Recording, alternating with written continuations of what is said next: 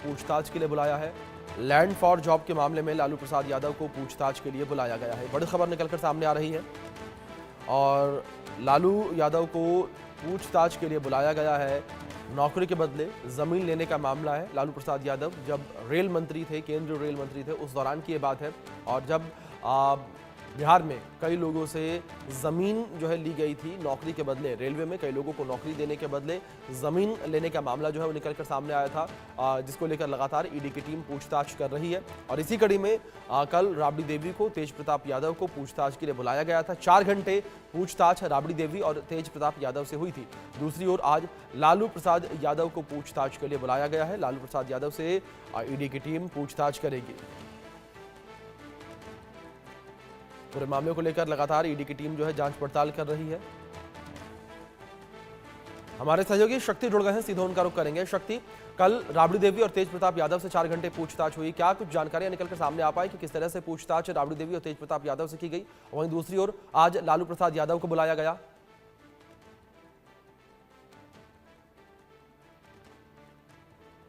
राबड़ी देवी और तेज प्रताप यादव से तकरीबन 4 घंटे ईडी की जो टीम थी वो पूछताछ की। सबसे पहले राबड़ी देवी सुबह 11 बजे ईडी कार्यालय पहुंची थी और उनसे पूछताछ जो है ईडी के अधिकारियों ने की। और उसके बाद दोपहर के बाद सेकेंड हाफ में जो है तेज प्रताप यादव जो है वो पहुंचे थे ईडी कार्यालय। वहां पे उनसे पूछताछ हुई। तमाम जो लैंड फॉर जॉब मामले में जो ज़मीनों का जो नाम किया गया उन सब को लेकर जो है अलग अलग सीबीआई की टीमों ने पूछताछ की है। राबड़ी देवी से अलग पूछताछ हुई, तेज प्रताप यादव से पूछताछ हुई है। और आज जो है अब लालू प्रसाद यादव अब से थोड़ी देर पहले ईडी कार्यालय पटना पहुंचे हैं और उनसे भी जो ईडी के अधिकारी हैं पूछताछ कर रहे हैं। देखिए, लालू प्रसाद यादव काफ़ी अहम है क्योंकि जब लालू प्रसाद यादव रेल मंत्री थे तो उस दौरान जो है ये जो है लैंड फॉर जॉब का मामला सामने आया था। और उसी कारण लालू प्रसाद सबसे अहम कड़ी होंगे क्योंकि उस समय रेल मंत्री थे और उन्हीं के रीज़न में जो है नौकरियाँ दी गई थी और नौकरी के बदले ज़मीन जो है अपने नाम करवाया गया था। इस मामले को लेकर ऐसे में ईडी के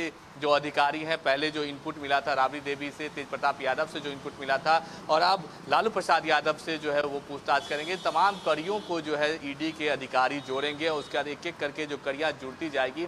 उसके बाद क्या कुछ हुआ है पूरे मामले को लेकर जो है ईडी के अधिकारी जो है निष्कर्ष पर पहुँचेंगे। और बताएं आपको कि इस पूरे मामले को लेकर अब बिहार में सियासत भी काफ़ी तेज़ हो गई है। आरजेडी की तरफ से तेजस्वी यादव ने बड़ा हमला बोला है। तेजस्वी यादव ने कहा है कि जैसे जैसे बिहार विधानसभा के चुनाव नज़दीक आते जाएंगे वैसे वैसे केंद्रीय एजेंसियों का जो बिहार में एक्टिविटी है उनके परिवार के खिलाफ ये लगातार बढ़ते जाएगी। और ऐसे में उसे चुनाव से देखते हुए देना चाहिए। केंद्रीय एजेंसियां जो है विपक्ष जो केंद्र सरकार है उनके इशारे पर काम करती रहती है।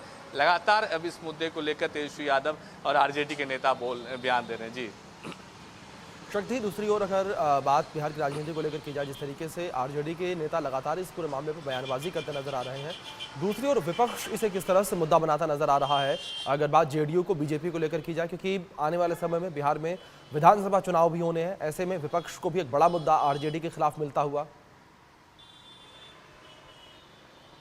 बिल्कुल, देखिए अब चंद महीने बिहार विधानसभा के चुनाव में बचे हुए हैं।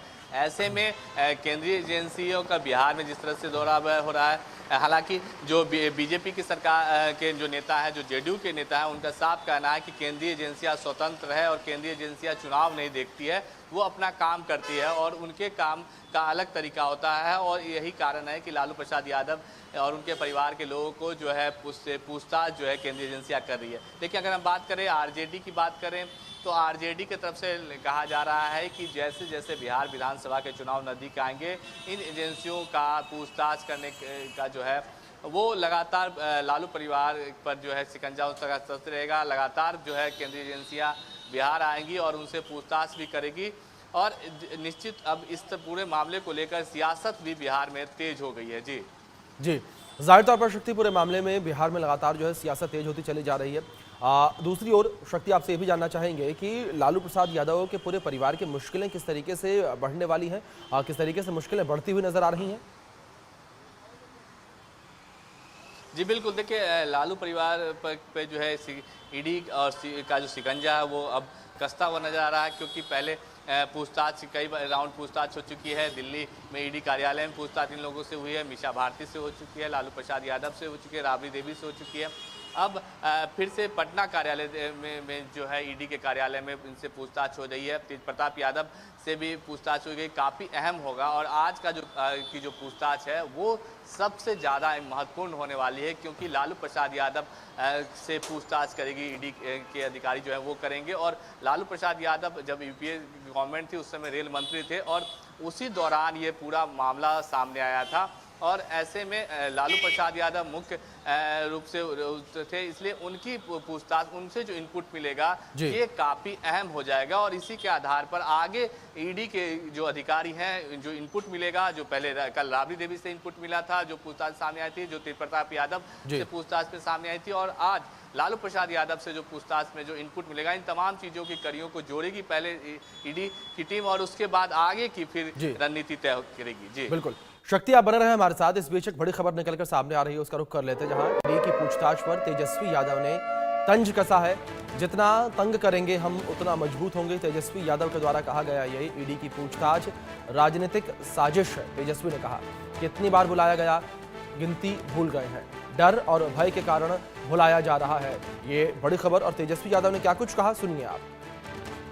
इससे भाई अब जब लोग चाहें तब करा सकते हैं।